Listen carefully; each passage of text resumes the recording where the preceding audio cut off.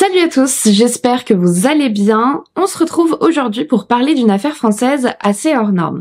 Bon alors, les fans d'Ondelat vont déjà très certainement la connaître, puisqu'il l'a déjà racontée à 2 reprises, mais j'ai été assez étonnée de voir qu'à part lui et Jacques Pradel dans l'heure du crime, c'est un cas qui a été très peu raconté. C'en était même au point qu'il était assez difficile de trouver beaucoup de sources sur cette affaire, qui mérite pourtant, je trouve, comme vous allez le voir, d'être traité et médiatisé. Donc écoutez, je pense que sans plus attendre, on va pouvoir passer au récit de cette affaire. Alors comme d'habitude, je vous laisse vous installer bien confortablement, éteindre vos lumières, et dès que vous êtes prêts, c'est parti.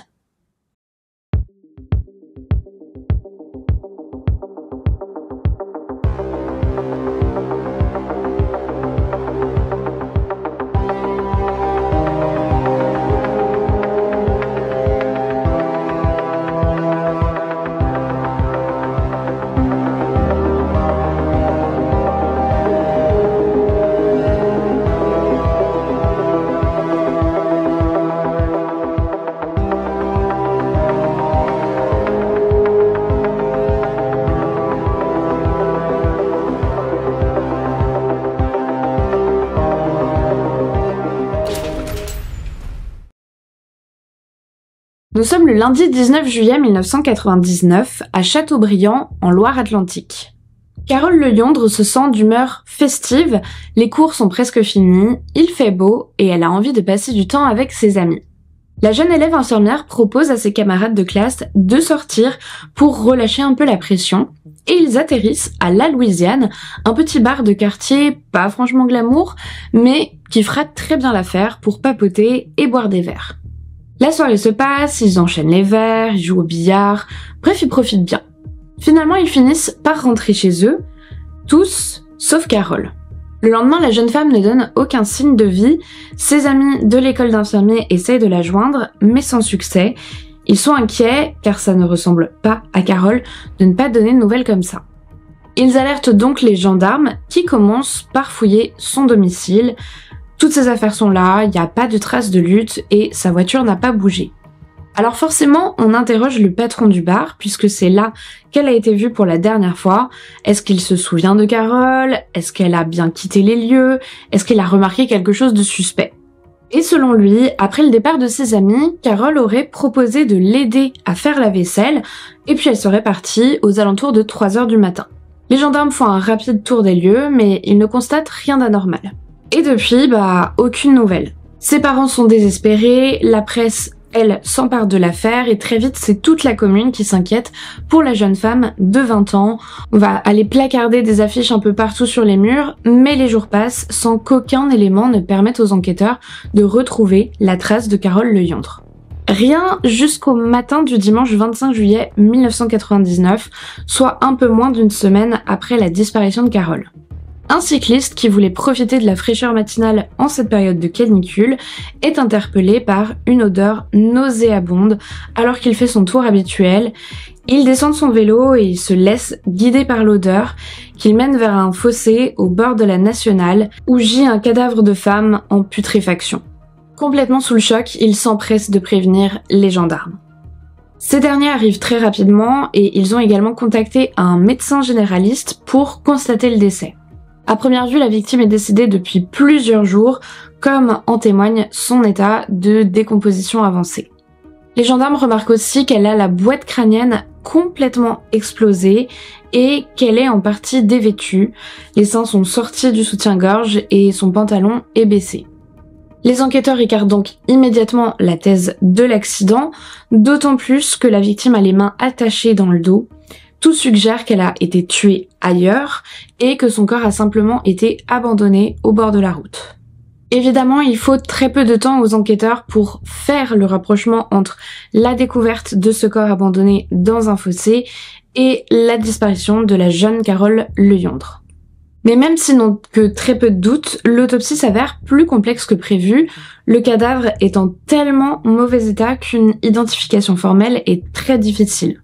Ce qui est certain par contre, c'est que le crâne de la victime a été fracassé à l'aide d'un objet très lourd, alors les enquêteurs décident de convoquer les proches de Carole pour leur montrer les objets qui ont été trouvés à côté du corps, un porte-monnaie et une montre que sa mère reconnaît immédiatement. Des tests génétiques sont quand même effectués et permettent de confirmer qu'il s'agit bien de Carole Leyondre. En quête d'indices supplémentaires, la gendarmerie lance un appel à témoins. Ils espèrent obtenir des témoignages qui pourraient leur permettre de comprendre ce qui a pu arriver à la jeune femme. Et cet appel à témoins porte justement ses fruits. Une femme les contacte pour leur raconter avoir vu un homme en voiture vers 4 heures du matin, juste à côté de l'endroit où le corps de Carole a été retrouvé. Cette femme leur fournit des informations cruciales. Alors qu'elle rentrait chez elle après une soirée, la nuit précédant la découverte du corps, elle a aperçu un homme qui se tenait à l'extérieur de son véhicule. Sur le coup, elle a trouvé ça étrange, déjà parce qu'il s'agit d'un chemin privé, mais aussi parce qu'il était 4 heures du matin. Et puis, l'homme s'est empressé de remonter dans sa voiture lorsqu'il l'a vu arriver. C'est pour ça que le lendemain matin, elle décide de retourner sur place pour voir s'il y a quelque chose d'anormal, mais à part un sac poubelle qui traîne, il n'y a rien d'autre. À ce moment-là, pour elle, il n'y a aucune raison de s'affoler, c'est qu'un sac après tout. Mais quand elle apprend qu'un corps a été découvert pas très loin et qu'il était en plus emballé dans des sacs poubelles, ça fait tilt. Elle retourne donc une nouvelle fois sur place, s'approche du sac et remarque qu'il est en fait couvert de sang. Et c'est donc suite à cette découverte qu'elle décide de contacter la gendarmerie. Grâce à ce témoignage, les gendarmes ont un signalement assez détaillé du conducteur, mais surtout du véhicule en question, un break Renault rouge modèle Nevada. Alors même si c'est une information précieuse, le problème c'est qu'il y a pas mal de voitures de ce type dans la région et les enquêteurs commencent à se dire que les recherches risquent d'être longues. Mais coup de chance, ils apprennent qu'une Nevada rouge est justement garée devant le bar La Louisiane.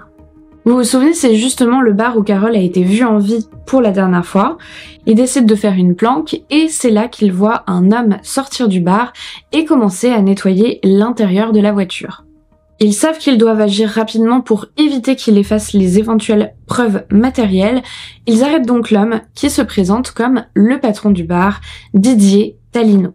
Mais avant de le conduire au poste, ils veulent quand même inspecter ce fameux véhicule et lorsqu'ils s'assoient à l'intérieur, ils sont immédiatement frappés par une odeur atroce qu'ils n'ont aucun mal à identifier, celle de la putréfaction.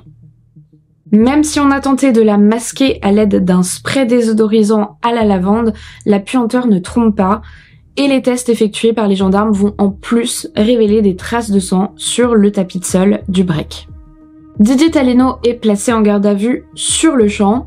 Sa femme et tous les clients qui étaient au bar le soir de la disparition de Carole Leyondre sont aussi interrogés. Et Talino commence par donner une première version de ce qui se serait produit lors de la soirée du 19 juillet 99. Il aurait plaisanté en demandant aux jeunes gens présents qui allaient l'aider à faire la vaisselle, mais Carole l'aurait pris au mot et se serait proposée pour laver les verres. Elle serait donc bien restée un moment après le départ de ses amis, mais Didier Talino lui aurait rapidement dit de rentrer chez elle. Ça, c'est la première version et les gendarmes ne sont pas convaincus du tout. Alors Talino change et donne une seconde version des faits, dans laquelle cette fois un dénommé Karim, un habitué du bar, aurait tué Carole alors que lui-même, Didier, était descendu à la cave. Ce Karim, agacé par le fait que Carole ait repoussé ses avances, l'aurait frappé avec une queue de billard. Et quand Talino remonte et qu'il voit la jeune femme inconsciente, il panique, il veut pas avoir de problème et entacher la réputation de son bar. Il décide alors d'emballer le corps de Carole dans des sacs poubelles et laisse Karim se charger de se débarrasser du corps. Le problème, c'est que ce Karim, il est déjà connu des services de police, qu'il vient de sortir de prison et qu'il est extrêmement stressé pendant son propre interrogatoire. Alors lui, il va commencer par nier, mais il n'arrive pas à répondre de façon très claire aux questions des gendarmes. Tout ça va conduire les enquêteurs initialement à préférer la version de Talino et, soyons honnêtes, cette décision est probablement influencée par un petit biais raciste aussi. Mais heureusement, au bout d'un moment, les gendarmes sentent que Karim, qui est complètement épuisé et stressé par la garde à vue, est prêt à avouer un crime qu'il n'a pas commis, juste pour en finir. Alors ils interrogent Talino une nouvelle fois et cette fois ils augmentent la pression. Et Talino, lui, il donne une troisième version des faits, mais il se perd dans ses explications et les enquêteurs comprennent qu'il ment. Il finit enfin par avouer et raconte ce qui se serait réellement passé. Effectivement, Carole était bien présente avec ses amis ce soir-là et l'aurait aidé à faire la vaisselle. Il confie même aux gendarmes « Il aurait mieux valu qu'elle s'en aille, je n'aurais pas fait cette connerie ». Cette connerie dont il parle, vous vous en doutez, c'est le meurtre de Carole. Et voilà ce qui se serait produit. Quand Carole repousse plusieurs fois de suite ses avances, Didier se met dans une colère noire. Il s'empare d'une queue de billard et frappe la jeune femme à plusieurs reprises. Carole s'effondre, inconsciente, et Talino descend le corps à la cave. Il commence à déshabiller Carole, il lui enlève une chaussure, soulève son t-shirt, baisse son pantalon, parce qu'il voulait voir son corps, selon ses propres dires. Mais Carole n'est pas morte, et quand elle commence à reprendre connaissance, Didier Talino attrape un fût de bière et fracasse le crâne de la pauvre femme avec. Cette version convainc enfin les enquêteurs. Rappelez-vous, dans le rapport du médecin légiste, il était écrit que la victime avait été frappée à la tête avec un objet très lourd, et le fût de bière correspond parfaitement aux blessures constatées sur la victime. Après avoir tué Carole, Didier aurait enroulé le corps dans une sorte de bâche plastique, des sacs poubelles, et l'aurait dissimulé au fond de la cave, derrière des casiers de bouteilles. Pendant presque une semaine, il va servir ses clients au bar, alors que le cadavre de Carole Leyondre est juste en dessous de lui. Mais on est en plein mois de juillet, et vous vous doutez que l'odeur devient vite insupportable. Talino sait qu'il va devoir s'en débarrasser. Et je vous l'ai mentionné en début de vidéo, mais des gendarmes sont quand même passés à la Louisiane le samedi 24 juillet pour le convoquer dans le cadre de l'enquête, et ils n'ont rien trouvé d'anormal. Par contre, c'est cette visite qui va pousser Talino à mettre le corps dans sa voiture après la fermeture de son bar. La suite, vous la connaissez. Il est surpris dans un chemin privé par la femme qui a contacté la gendarmerie, mais ce qu'elle ne savait pas, c'est qu'à ce moment-là, Talino avait déjà déposé le corps dans le fossé, et de peur qu'elle fasse le lien, il va le récupérer pour le déplacer, mais il oublie un sac poubelle ensanglanté derrière lui. Mais revenons-en à l'interrogatoire de Talino qui est toujours en garde à vue et qui vient d'avouer le meurtre de Carole Leyondre. Les enquêteurs décident de perquisitionner le bar en compagnie de Talino pour les aider à reconstituer les faits et trouver des preuves matérielles. Ils découvrent des traces de sang, mais également une chaussure de Carole Leyondre, ce qui vient confirmer la culpabilité et la version donnée par Talino. À la fin de cette perquisition, Talino propose aux gendarmes de boire un petit verre. Après tout, il fait vraiment chaud et puis c'est probablement sa toute dernière occasion de servir à boire. Et les gendarmes, ils acceptent. Ils demandent une bière bien fraîche à Didier Talino. Oui. Je sais pas si vous vous figurez la scène, mais on a quand même un homme menotté, accusé de meurtre, qui sert une bière aux gendarmes qui viennent de découvrir des preuves formelles de sa culpabilité. C'est lunaire. Maintenant que je vous ai présenté les faits, je pense que c'est le moment de vous parler un petit peu de l'enfance et du parcours de Didier Talino. Il avait 36 ans au moment de son arrestation et il était installé à Châteaubriand depuis moins d'1 an. Il était aussi marié et père de famille. Alors on s'interroge, qu'est-ce qui a pu pousser cet homme, en apparence sans histoire, patron d'un bar et à la réputation sérieuse, à tuer sauvagement une jeune femme ? Didier Talino est né le 17 septembre 1965 à Niort, dans le département des Deux-Sèvres. Il a 3 sœurs et c'est le seul garçon de la fratrie. Son père, qui est chauffeur routier, est souvent absent à cause de son travail. Sa mère, de son côté, a la réputation d'être une femme très autoritaire qui n'a pas peur de donner des coups de martinet à ses enfants lorsqu'ils désobéissent. C'est vers l'âge de 10 ans que débutent les accès de colère de Didier. Il prend l'habitude de faire des scènes et de casser des chaises lorsqu'il est énervé. Il dira par la suite que c'était pour s'exprimer et se faire comprendre. De toute évidence, le jeune garçon ne se sentait pas écouté et avait du mal à gérer ses émotions. Alors on n'a pas beaucoup d'autres informations sur son enfance en général, comme c'est souvent le cas, mais on sait par contre qu'à 15 ans, Talino fait croire à un cambriolage chez ses parents et va simuler toute une scène de crime, ce qui est assez inhabituel, il faut le dire, mais les gendarmes à l'époque ne sont pas dupes et ils comprennent très vite que c'est l'adolescent qui a fait toute cette mise en scène. Par contre, c'est assez difficile de comprendre ses motivations. Est-ce que c'était de nouveau pour attirer l'attention, pour s'exprimer? Comme ses parents décident de ne pas porter plainte, il n'y aura pas de suite et donc pas vraiment d'éléments de réponse. En parallèle de tout ça, Didier Talino se prend par contre de passion pour le travail. Il rêve de devenir un employé exemplaire à qui on ne pourrait rien reprocher. En 1985, il s'oriente vers la restauration et il trouve un travail comme saisonnier à l'hôtel Verena dans une station à Klosters-Cernus en Suisse. C'est là-bas qu'il rencontre Catherine Charriot, sa première compagne. Ensemble, ils achètent en 1989 une maison à Ulm, en Vendée. Leur relation de couple n'est clairement pas paisible et les disputes conjugales violentes deviennent carrément un sujet de conversation fréquent dans la petite commune où ils habitent. Parce que si Talino a la réputation d'être très colérique, c'est aussi un grand séducteur qui aime les femmes. Catherine a des doutes sur la fidélité de son compagnon et vu qu'elle ne travaille pas depuis leur installation en Vendée, elle s'ennuie et elle reste seule avec ses inquiétudes. Elle est certaine que Didier la trompe avec une de ses employées de son bar et comme elle connaît l'adresse de la maîtresse présumée de Didier, elle décide d'aller y faire un tour. Lorsqu'elle voit la voiture de Didier garée devant l'entrée, elle n'est pas surprise, elle savait. Environ une semaine après sa découverte, Catherine disparaît sans laisser de traces. Au départ, Talino prétend à qui veut l'entendre que Catherine l'a quittée à la suite d'une dispute, et tout le monde semble le croire. Mais après plusieurs mois sans nouvelles, la famille de Catherine Charriot commence à être terriblement inquiète et prévient les gendarmes. Un début d'enquête est lancé mais ne donne pas grand-chose. Comme vous le savez, un majeur en France a le droit de disparaître. De plus, certains mouvements sur le compte bancaire de la jeune femme semblent indiquer qu'elle est effectivement en vie quelque part. Elle se serait même acheté une nouvelle voiture. Même si sa famille reste peu convaincue, l'enquête ne va pas plus loin. Mais une décennie plus tard, l'arrestation de Didier Talino fait ressortir ce vieux dossier. Pour les gendarmes, le fait que la compagne de l'homme qu'ils viennent d'arrêter pour meurtre ait disparu 10 ans auparavant ne peut clairement pas être une coïncidence. Le dossier de la disparition de Catherine Charriot est donc réouvert.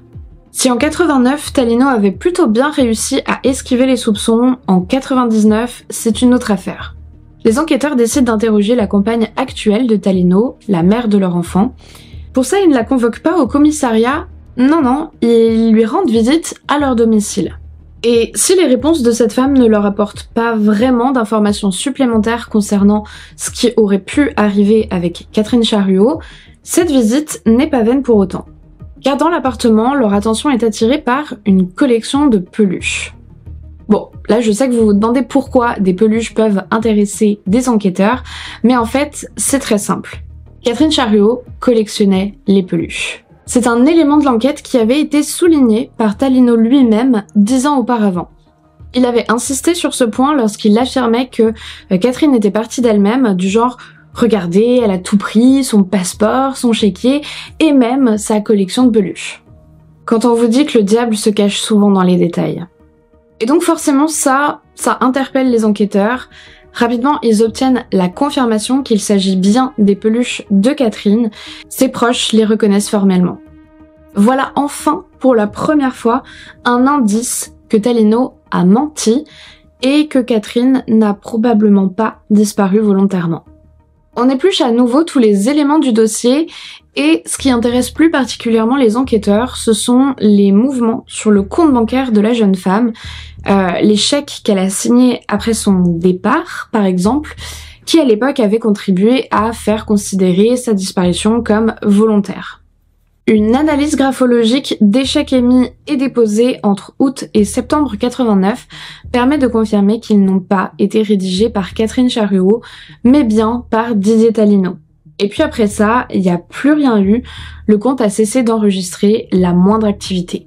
Le 16 novembre 99, les gendarmes ont suffisamment de preuves pour convoquer Talino pour un nouvel interrogatoire et le mettre face à ces éléments dans l'espoir qu'il livre des aveux et raconte ce qui est véritablement arrivé à Catherine. Didier Talino, qui était en détention provisoire, est sorti de prison pour l'occasion, mais en interrogatoire, il nie toute implication dans la disparition de Catherine. Les échanges avec les enquêteurs sont tendus. Plus les heures passent et plus Talino devient agressif. On le confronte aux parents de Catherine, et puis au bout de 24 heures, Didier craque enfin. Il reconnaît, oui, c'est vrai, il a tué Catherine, mais il dit que c'était un accident.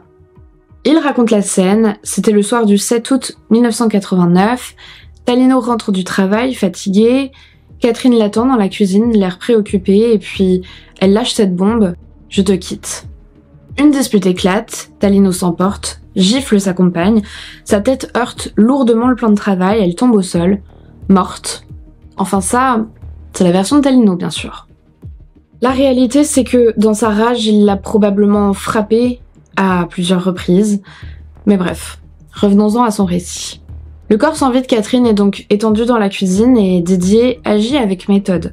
Il l'enroule dans une couverture qu'il ligote minutieusement, puis il l'entraîne dans le jardin, se munit d'une pelle et creuse un trou dans le potager. Il va même jusqu'à vider des bouteilles de parfum sur le corps et imbiber la terre autour, de crainte que les odeurs ne le trahissent. Puis il recouvre Catherine de terre, la jeune femme disparaît, enterrée à une 50aine de centimètres sous la surface de son propre jardin. Didier Talino, lui, ne perd pas de temps, il efface les dernières traces de son méfait et très vite, il va frapper chez ses voisins et contacte la famille de Catherine. Il leur dit être très inquiet. Après une dispute, elle aurait pris ses affaires et décidé de le quitter. Et vous savez quoi ? Sur le coup, tout le monde le croit. Bah oui, parce que tout le monde savait qu'il y avait beaucoup de tensions dans le couple. Personne n'est réellement étonné que Catherine ait pu en avoir marre et décide de plaquer Didier. Et puis oui, ça peut paraître bizarre, mais ce comportement, elle l'avait déjà eu par le passé, avec son ex-compagnon, sauf que la fois précédente, elle est quand même restée en contact avec ses parents et surtout sa mère, dont elle est très proche. Or là, c'est silence radio. Donc au bout d'un certain temps, la maman de Catherine commence à s'inquiéter. C'est là que les fameux mouvements sur le compte en banque de la jeune femme vont être mentionnés et considérés comme des signes qu'elle a simplement décidé de refaire sa vie ailleurs. Mais la mère de Catherine n'y croit pas un seul instant, elle est certaine que si sa fille était réellement partie, elle ne la laisserait pas sans nouvelles pendant des mois. Ça lui ressemble juste pas et c'est complètement impensable. Alors elle revient à la charge et tente d'alerter les gendarmes régulièrement, mais sans succès. Comme je vous l'ai dit, il est question d'une personne majeure qui a le droit de disparaître et ils ne peuvent rien y faire. Mais la mère de Catherine n'abandonne pas pour autant, elle contacte la presse, elle harcèle les gendarmes pendant des mois, des années, mais personne ne la prend au sérieux. Et pourtant, durant tout ce temps, pas une fois, elle ne va suspecter Didier Talino, elle a même plutôt de la compassion pour lui. On n'a jamais soupçonné Talino d'avoir fait ça, on lui faisait confiance, il nous avait dit qu'elle l'avait quitté, qu'elle était partie un soir en emportant ses affaires. Au final, c'est peut-être le comportement froid de Didier qui va finir par créer quelques suspicions dans son entourage. Certains de ses voisins et amis, au fil du temps, commencent à se poser beaucoup de questions, voire même à avoir une sorte de mauvais pressentiment. C'est le cas notamment pour un des voisins, devenu ami de Didier, pour qui il ne fait aucun doute sur ce qui s'est réellement passé. Il est persuadé que Didier a tué Catherine. À l'automne 1994, soit 5 ans après la disparition de Catherine Charruot, ses parents se tournent vers Maître Gentil afin de saisir la justice pour ouvrir une enquête. À peu près au même moment, il est intéressant de constater que Didier Talino quitte la Suisse, où il travaillait à ce moment-là, pour se rendre en Serbie. Alors c'est un choix de destination très particulier, d'apparence même incompréhensible, puisque c'est un pays en pleine guerre à ce moment-là. Mais peut-être que ce n'est pas un choix si bizarre finalement, parce que c'est en fait un pays qui, à cette époque, n'extrade pas les citoyens français. Et même si ça n'a jamais été complètement prouvé, il y a de fortes chances que cet élément ait joué un rôle dans le départ de Talino. Toujours dans cette période-là, en fin d'année 1994, Talino fréquente une jeune Allemande, Christine Richter. Au mois de décembre, il débarque chez elle à Düsseldorf et trouve un prétexte bidon pour lui demander de l'héberger pour la nuit, ce qu'elle accepte. Ce qui se passe ensuite est assez flou et incompréhensible. Christine est en train de faire la vaisselle dans sa cuisine quand elle ressent tout à coup une très forte douleur à l'arrière du crâne. Elle s'effondre au sol et appelle Talino qui la rejoint. Il lui explique qu'apparemment un bocal ou une bouteille rangée en hauteur lui serait tombée dessus et l'aurait en partie assommée. Bon, j'ai pas besoin de vous faire un dessin, évidemment, vous avez compris que c'est un mensonge. En réalité, il l'a frappée avec un rouleau à pâtisserie, mais ça, Christine, elle le sait pas. Didier porte Christine jusqu'à son canapé pour l'allonger et elle arrête pas de lui demander de l'aider, qu'il l'emmène à l'hôpital ou qu'il appelle une ambulance parce que elle se sent vraiment pas bien. Mais Talino, lui, il fait tout pour minimiser, hein. Il parvient à convaincre Christine qu'il suffit qu'il se rende à la pharmacie pour lui acheter de quoi se soigner et que tout rentrera dans l'ordre. Et profitant de la vulnérabilité de la jeune femme, il parvient à ce qu'elle lui confie sa carte bleue ainsi que le code pour aller acheter, soi-disant, le nécessaire en pharmacie. Didier Talino sort de l'appartement, va à un distributeur, il retire la somme maximum de cash autorisée par la carte, puis il retourne auprès de Christine, sans médicaments et sans rien évidemment. Et là il lui dit que sa carte en fait elle ne fonctionne pas, alors elle lui en donne une seconde.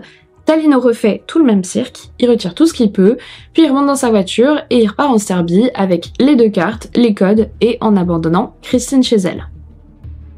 Alors de son côté, Christine Richter, elle va finir par reprendre plus ou moins ses esprits et elle va réussir à appeler une amie qui va venir la chercher et l'emmener à l'hôpital où elle sera prise en charge pour un trauma crânien sévère et elle réchappe en fait de très peu à la mort. Elle a d'ailleurs gardé des séquelles à vie de cette agression. Mais encore une fois, le plus dingue, c'est que Christine n'a pas voulu croire que Didier Talino l'avait attaquée. En tout cas, tous les premiers jours, voire les premières semaines, elle a cru à sa théorie de l'accident, d'une sorte de bouteille qui lui serait tombée dessus, et que Didier Talino se serait juste enfui avec l'argent. Mais c'est quand même fou, d'autant que c'est pas la première fois du coup qu'on voit que Talino parvient à être vu comme innocent par presque tout le monde. Et j'insiste vraiment là-dessus parce que même moi, je vous avoue que par moments, j'ai un petit peu eu envie de me dire mais enfin pourquoi ces gens ont été aussi naïfs? Mais quand je vois le nombre de personnes qu'il a réussi à duper, je me dis bon ok, visiblement il était vraiment très fort, il savait parfaitement comment déjouer la méfiance des gens. Donc j'aimerais s'il vous plaît qu'on reste correct dans les commentaires vis-à-vis des victimes et de leurs réactions. Je vous assure que, d'autant plus quand on est très vulnérable, certaines personnes sont absolument redoutables et c'est pas la faute des victimes. En tout cas, personnellement, je suis convaincue que Christine Richter n'est vraiment pas passée loin d'être une autre victime de Didier Talino. Et puis, il y a eu également d'autres incidents que les enquêteurs ont découverts et pour lesquels il y a de forts soupçons sur Didier Talino, même si ça n'a pas pu être prouvé. D'abord, toujours en 94, dans l'hôtel suisse dans lequel Didier Talino travaillait, cet hôtel a été victime à 2 reprises au mois d'août d'incendies d'origine criminelle. Or, Talino était présent et il a été surpris avec de l'essence sur lui au moment des faits. Donc disons que quand on connaît le tempérament de Talino et ce dont il était capable, c'est très louche. Et plus grave encore, là c'était 2 ans plus tôt en 1992, Didier Talino est présent à une fête avec plusieurs autres personnes et l'un des convives, un aide cuisinier, se réveille tout à coup aux toilettes dans une mare de sang. Il n'a pas de souvenir de ce qui s'est passé, il se souvient juste qu'il était avec Talino avant ce blackout et ensuite visiblement on lui a asséné un coup violent au crâne qui lui a fait perdre connaissance. Là encore, il n'y a jamais eu de preuve que c'est Didier Talino qui l'a attaqué, mais étant donné les circonstances et surtout le mode opératoire très ressemblant, les enquêteurs sont absolument persuadés que c'est bien lui qui, dans un énième accès de rage, l'a frappé et laissé pour mort. Donc voilà à peu près tout ce que les enquêteurs ont pu découvrir sur le parcours de Talino. Alors maintenant, on va revenir à après son arrestation et parler un petit peu plus du volet judiciaire de cette affaire. Comme les affaires Chariot et Le Yondre ont été traitées par 2 juges d'instruction différents, Didier Talino aura 2 procès. Le 15 octobre 2001, il est jugé dans un premier temps à la fois pour le meurtre de Catherine Chariot, mais également pour la tentative de meurtre contre Christine Richter. Ce procès qui se déroule en Vendée ne dure que 3 jours, je pense que vous vous doutez qu'il n'a pas été très compliqué de démontrer la culpabilité de Talino. Le récit qu'il fait du meurtre de Catherine est le même que lors de ses aveux, quand Catherine a menacé de le quitter, il a craqué et l'a frappé violemment. Selon lui, c'était un accident, et vous verrez qu'il utilisera cet argument pour tous ses crimes. Il tente à chaque fois de diminuer sa responsabilité en avançant la thèse accidentelle. Sauf que cette théorie, elle n'est pas du tout cohérente avec la manière d'agir de Talino après le crime. Souvenez-vous, il l'enterre dans le jardin et fait croire à tout le monde que Catherine l'a quitté et qu'elle est partie du domicile en emportant avec elle sa collection de peluches. Il va même jusqu'à attirer la compassion des parents de la victime qui trouvent que le geste de leur fille n'est pas correct. Quand même, ils se disent quitter ce pauvre Didier du jour au lendemain. Ce comportement laisse plutôt penser à un acte prémédité. Et ni l'accusation ni personne présent dans le tribunal à ce moment-là d'ailleurs ne croit à cette hypothèse un seul instant. Christine Richter, elle, n'a pas souhaité se retrouver face à face avec son agresseur. La visioconférence de la confrontation entre elle et Talino, qui avait été organisée par les enquêteurs, est par contre diffusée. Lors des procès, c'est aussi l'occasion, vous avez l'habitude maintenant de tenter de dresser un portrait psychologique de l'accusé. Il y a pas mal de choses à dire concernant Didier Talino. Premièrement, les experts psychiatres ont déterminé que Talino ne présentait aucun trouble d'ordre psychotique. Selon eux, c'est un homme normal qui mène une vie structurée par le travail. Il était tout à fait capable de s'intégrer dans les différentes sphères de la vie quotidienne, que ce soit avec sa compagne, avec leur enfant, au travail, la majorité du temps. Mais c'est vrai que c'était quand même ponctué par des phases de colère explosive. Même si on peut pas réellement le qualifier de tueur en série, on voit qu'il y a quand même un parallèle qui peut être fait. C'est quelqu'un qui va commettre des meurtres qui se ressemblent. Ils sont extrêmement soudains, déclenchés sur le vif par une contrariété qui le mettent dans une rage excessive. Il porte des coups violents à la tête de ses victimes, puis il va tenter de dissimuler les corps. On note même l'utilisation du parfum pour les 2 victimes décédées et le fait qu'il les enroule dans quelque chose, que ce soit bâche ou couverture, ce qui est quand même très spécifique et ça relève bien sûr de l'aspect pratique, c'est terrible de devoir rentrer dans ces détails, j'en suis vraiment désolée, mais on pourrait aussi presque penser à une sorte de rituel. Et donc s'il n'est pas à proprement parler un tueur en série puisqu'il n'a tué que 2 victimes, je pense qu'on s'en rapproche beaucoup et son comportement a été rapproché par les experts de celui des dangereux récidivistes. Et lors du procès, ils mettent d'ailleurs l'accent là-dessus pour souligner son extrême dangerosité. Et puis vous le savez, c'est toujours difficile d'identifier l'origine, le pourquoi est-ce qu'une personne agit avec une telle violence. Dans le cas de Talino, on voit qu'il est incapable de réfréner ses pulsions agressives. Ça fait presque penser à des lésions cérébrales dans la partie frontale du cerveau, comme il en est d'ailleurs souvent question chez les tueurs en série. Mais chez Didier Talino, je crois pas que cette piste ait été évoquée. Dans son cas, les experts vont plutôt se tourner vers son enfance et notamment la relation très compliquée, très ambiguë même avec sa mère. Comme je vous l'ai dit, c'était une mère très autoritaire qui le punissait régulièrement en utilisant des châtiments corporels. Didier disait d'ailleurs qu'il ne se sentait pas en sécurité auprès d'elle. Mais d'un autre côté, c'était aussi une mère qui le traitait un peu comme un enfant roi. On sait que Didier était plus gâté que ses sœurs. Donc d'un côté, il recevait plus d'affection, mais de l'autre, il était également puni avec plus de sévérité.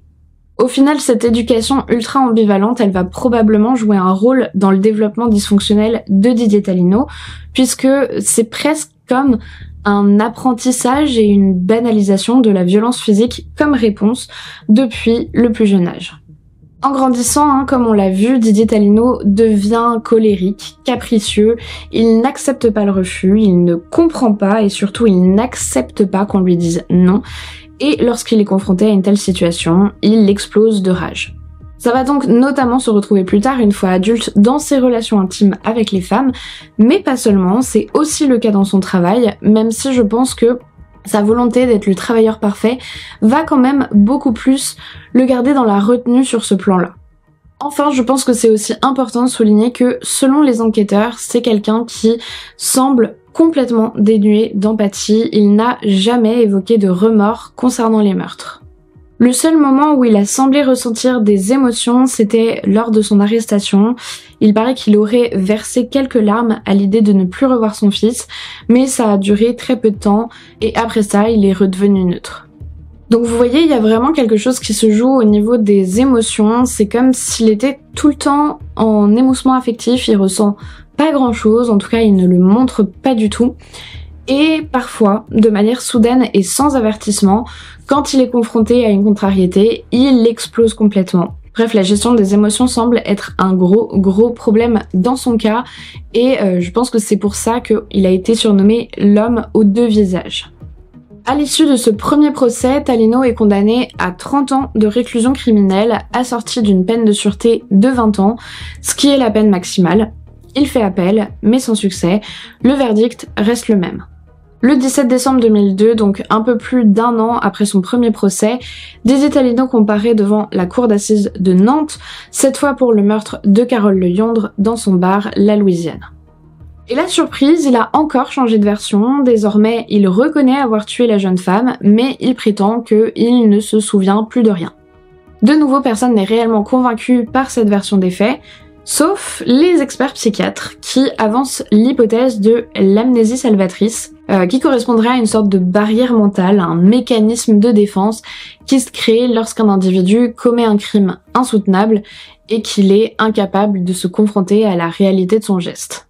Mais cette hypothèse n'est finalement pas retenue, en partie à cause de son parcours criminel et de sa condamnation pour le meurtre de Catherine Chariot. Après délibération, le 20 décembre 2002, Didier Talino est à nouveau condamné à 30 ans de réclusion criminelle, assorti d'une peine de sûreté de 20 ans, et il est incarcéré à la prison de Fresnes. Alors en France, vous le savez probablement, mais les peines ne se cumulent pas, elles ne s'ajoutent pas les unes à la suite des autres comme on le fait par exemple aux États-Unis. Donc même s'il a été condamné 2 fois à 30 ans de réclusion, ça n'en fait pas 60, mais ça fusionne et ça reste donc à 30 ans. Techniquement, puisque Didier Talino avait reçu cette condamnation accompagnée d'une peine de sûreté de 20 ans, il ne pouvait demander une libération conditionnelle qu'à partir de 2019. Mais le 8 décembre 2004, Talino est libéré après n'avoir passé que 5 ans derrière les barreaux. Pourquoi ? Eh bien parce qu'il bénéficie de la loi Kouchner, une loi entrée en vigueur en mars 2002 qui permet de suspendre les peines des détenus malades si leur pronostic vital est engagé ou si leur état est durablement incompatible avec le maintien en détention. Or Talino, en 2004, est atteint d'un cancer de la plèvre, c'est-à-dire du poumon, et des experts ont déterminé qu'il est en stade terminal avec une espérance de vie estimée à entre 6 mois voire 1 an. C'est donc dans ce cadre qu'il est autorisé à sortir de prison afin de retourner vivre chez ses parents en Vendée, tout près de là où vivent également les familles de ses victimes. Cette décision de justice soulève immédiatement une colère, mais aussi des inquiétudes de la part des proches des victimes et de la population qui craignent que Talino ne récidive. Alors de nouveaux examens médicaux sont faits en début d'année 2005 et confirment que Didier Talino est bien en stade terminal de son cancer et qu'il a donc le droit de bénéficier de la loi Kouchner. Pour autant, ses voisins, eux, ne sont pas d'accord avec les conclusions des médecins. Ils observent tous les faits et gestes de Talino et les consignent. Ils notent par exemple qu'il est suffisamment en forme pour bricoler devant la maison, pour sortir, pour se déplacer. On dit même qu'il conduit à vitesse excessive dans le village. Bref, sa libération fait clairement polémique. Pourtant, de son côté, Didier Talino réfute ces accusations, il accepte de donner une interview à un journaliste du Nouveau Détective qui va le trouver affaibli et qui constate qu'il a effectivement du mal à se déplacer ou à reprendre son souffle. Mais la colère des habitants d'Olonne-sur-Mer continue de gronder et durant l'été 2005, on apprend que Didier Talino serait désormais en stade de rémission de son cancer, signe qu'il a effectivement commencé à aller mieux depuis sa libération. Une pétition circule, les avocats des familles des victimes et notamment Maître Stéphane Maître font pression afin que Talino, qui ne remplit plus les conditions prévues par la loi Kouchner, retourne en incarcération. Le 13 septembre 2005, ce retour en prison est confirmé par le garde des Sceaux et Didier Talino réintègre la prison de Fresnes après avoir passé environ 8 mois en liberté. Et ensuite, tout va plutôt rapidement, l'état de santé de Didier Talino se dégrade à nouveau de manière très prononcée, son cancer semble se redévelopper à grande vitesse. Durant l'année 2006, il perd énormément de poids, il est très affaibli, au point que son avocat fait une demande pour qu'il puisse à nouveau bénéficier de la loi Kouchner et être libéré. Mais dans la nuit du 5 décembre 2006, Didier Talino décède à l'hôpital de la prison avant que la justice ait pu statuer sur sa demande de libération. Il avait 41 ans. Et si je vous parle de tout ça en détail, c'est parce qu'il est intéressant de noter que suite à ces événements, mais également à bien d'autres cas complexes de suspension de peine dans ce cadre, la loi a progressivement été redéfinie avec des critères supplémentaires, notamment sur la notion de pronostic vital engagé, qui doit désormais l'être vraiment sur le court terme, comme l'a expliqué le garde des Sceaux en 2006. Cela concerne avant tout les personnes dont l'espérance de vie ne dépasse pas quelques semaines afin qu'elles ne meurent pas en prison. Les malades, même atteints d'une affection grave mais qui ne sont pas au seuil de la mort, n'ont pas à bénéficier de cette loi. De plus, l'existence d'un risque grave de récidive est désormais pris en compte et peut également bloquer l'accès d'un détenu à ce type de suspension de peine. Le cas de Didier Talino, parmi d'autres, a donc participé à l'ajout de ces précisions afin qu'un cas de figure similaire ait désormais beaucoup moins de chances de se produire. Voilà, on est arrivé au bout de cette vidéo sur le cas de Didier Talino. J'espère que ma présentation de cette affaire vous a plu. N'hésitez pas à me dire dans les commentaires ce que vous en avez pensé. Et puis n'oubliez pas de me laisser un petit pouce en l'air et de vous abonner à ma chaîne si jamais c'est pas encore fait. Moi je vous dis à très vite pour une nouvelle histoire, je vous fais plein de gros bisous et en attendant comme toujours, n'oubliez surtout pas de rallumer vos lumières. But I won't be afraid of these cold lines on my face, for they may lead me to a better place. Will you remember what I've done? Will you remember where I've been?